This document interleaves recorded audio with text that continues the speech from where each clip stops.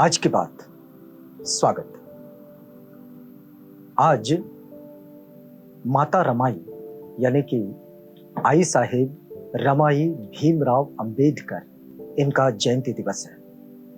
आपको माता रमाई के जयंती दिवस पर बहुत बहुत बधाइयां देते हैं।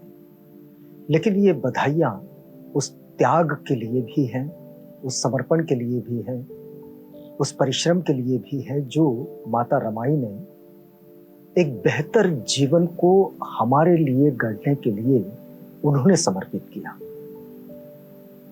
दरअसल ये कृतज्ञता का भी वक्त है माता रमाई के लिए कि ये उनका त्याग और समर्पण है कि बाबा साहेब जैसे युगंधर, बाबा साहेब की अपनी क्षमता तो है, लेकिन उनके संग उनकी पत्नी भी, पत्नी को केवल सहचरिणी नहीं अर्धांगिनी भी कहते हैं लोग, और सही मायने में बाबा साहेब की अर्धांगिनी, सहचारिणी, पत्नी बनकर जिन्होंने उस संघर्ष को स्वयं जिया, वो है माता रमाई।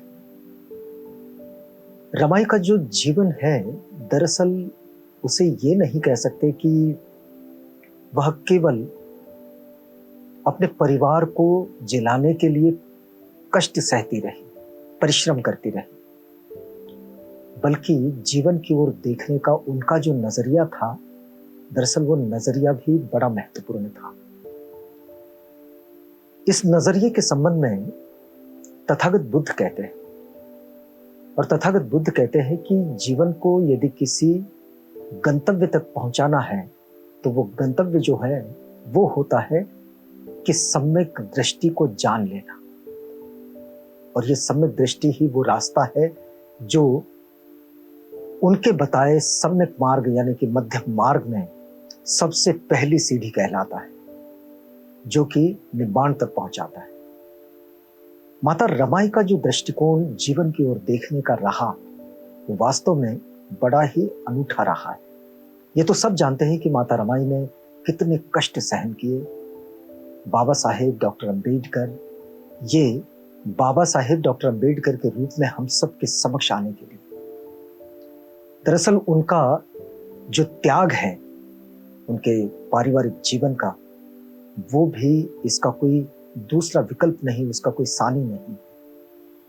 लेकिन बावजूद इसके हम यदि माता रमाई के जीवन को देखें तो वो जीवन हमारे सामने एक आदर्श के रूप में खड़ा होता है।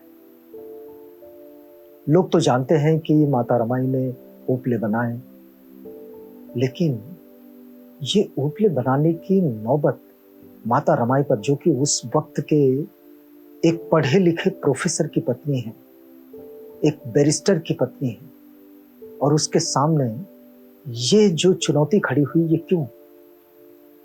वो दरअसल एक ऐसे युग पुरुष के निर्माण में अपना सहयोग दे रही थी, जिस युग पुरुष ने ये जो हाशिए का जीवन था, जो दबाकुचला जीवन था, इस जीवन को एक बेहतर जीवन की ओर लाने के लिए जो प्रयास कर रहा था, उस युगंधर के साथ वो खड़ी थी।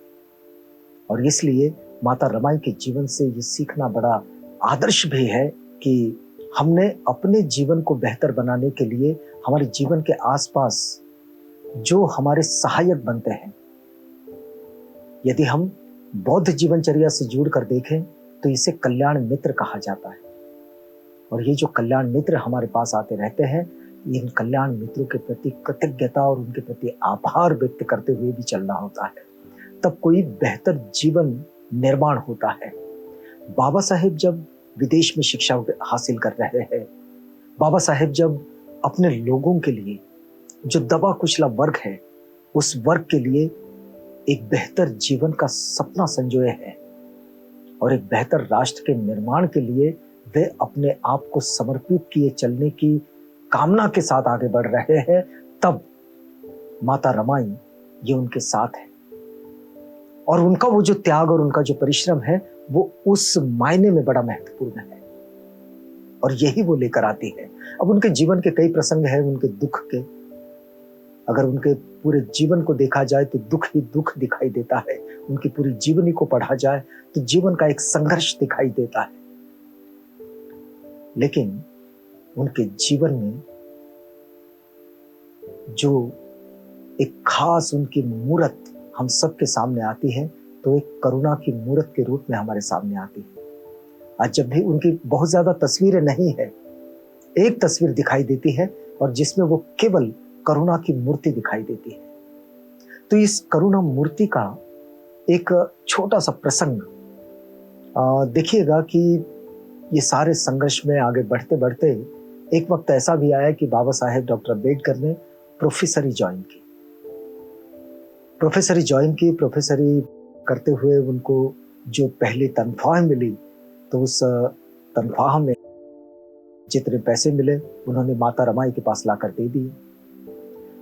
माता रमाई ने उन पैसों को पाकर वो खुश तो हुई, और खुशी में उनने क्या किया कि परिवार में जितने बच्चे थे, बड़े दिनों के बाद इकट्ठे कुछ पैसे मिले, तो उन्होंने पूरे परिवार में जितने बच्चे, रिश्तेदार, सब आसपास के जो लोग थे जो उनके लिए बहुत नजदीकियां लेकर आते थे, उन सब के लिए कपड़े खरीद लिए। अब बाबा साहेब ये देख रहे थे और बाबा साहेब को ये बात अब उनको कहते भी न बने, लेकिन उन्होंने अंततः कह ही दिया कि ये पैसे हमें बहुत बचा कर रखने हैं, और वो इसलिए रखने हैं कि मुझे इसके बाद विदेश में जाना है पढ़ाई के लिए, जो अधूरी पढ़ाई छोड़कर आया हूं। रमाई झट से इस बात को समझ गई और रमाई ने वहां से वो जो पैसे खर्च करने वाली जो स्थिति थी, उस स्थिति को उन्हें रोक दिया। और उसके बाद देखिएगा कि उनका जो प्लानिंग है घर को चलाने का, परिवार को चलाने का, तो 50 रुपये उनके पास है जो हर माह बाबा साहेब उनके पास देते थे। उन 50 रुपये की डेढ़ रुपये की वो पूड़ियां बना लेती थी 30, और इन 30 पूड़ियों में मतलब प्रतिदिन का 1.5 रुपया खर्च, इस नियोजन के साथ वो आगे बढ़ती थी और इस काम को उन्हें इस तरह आगे बढ़ाया। और बाबा साहेब को विदेश में पढ़ाई के लिए जाने के लिए वो पैसे भी बचाए। तो ये जो पारिवारिक नियोजन होता है, ये रमाई से सीखा जा सकता है कि हमने अपने जीवन को बेहतर बनाने के लिए किस तरह के योजनाओं के साथ और किस तरह के समर्पण के साथ आगे बढ़ना चाहिए। माता रमाई के जीवन में बहुत ऐसी घटनाएं हैं कि जिन घटनाओं को आपके पास पहुंचाए तो उनका जीवन, उनका संघर्ष, ये कई बार हमारे मन को द्रवित कर देता है। लेकिन माता रमाई के जीवन में उन्होंने जो कुछ किया, उसमें केवल ये इतना पारिवारिक संघर्ष ही नहीं, लेकिन जब बाबा साहेब महाड़ के चौदार तालाब के आंदोलन की तैयारी कर रहे थे और महाड़ में एक बड़ी परिषद का आयोजन हो रहा था, माता रमाई को यह पता चला। वो साहसी थी, पराक्रमी भी थी, और किसी भी तरह का श्रम उठाने की उनकी जिद और उनकी क्षमता तो थी ही।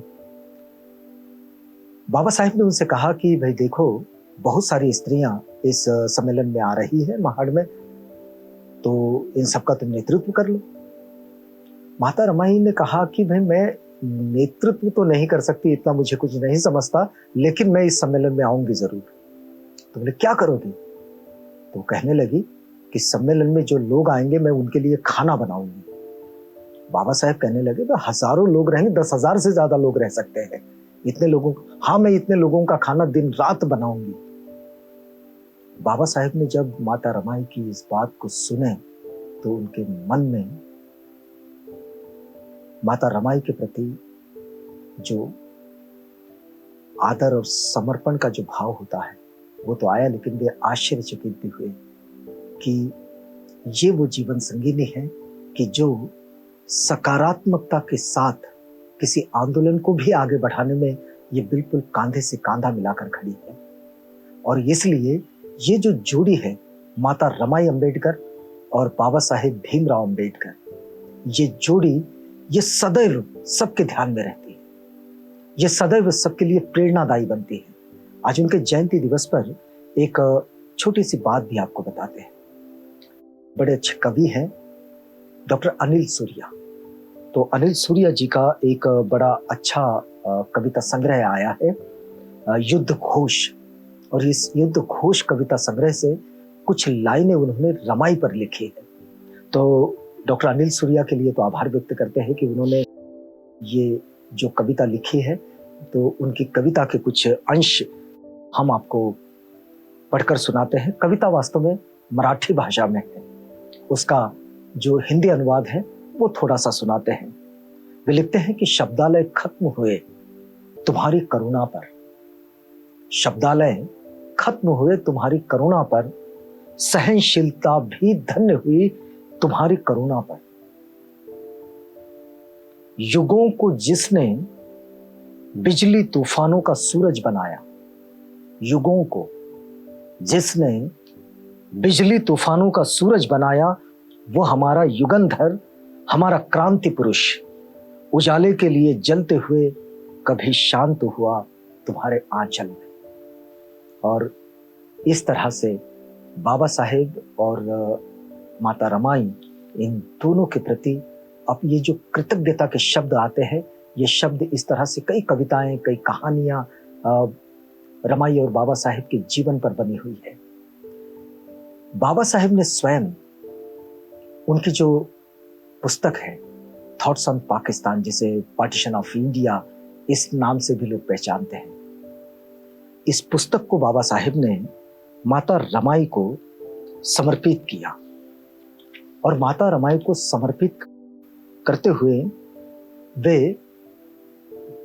अपनी इस सहधर्मिणी के लिए, सहचारिणी के लिए, अपनी अर्धांगिनी के लिए, अपनी पत्नी के लिए बाबा साहेब लिखते हैं कि मैं ये पुस्तक रामू को, वे रामू कहते थे माता रमाई को, मैं यह पुस्तक रामू को उनके मन शांति वक्ता,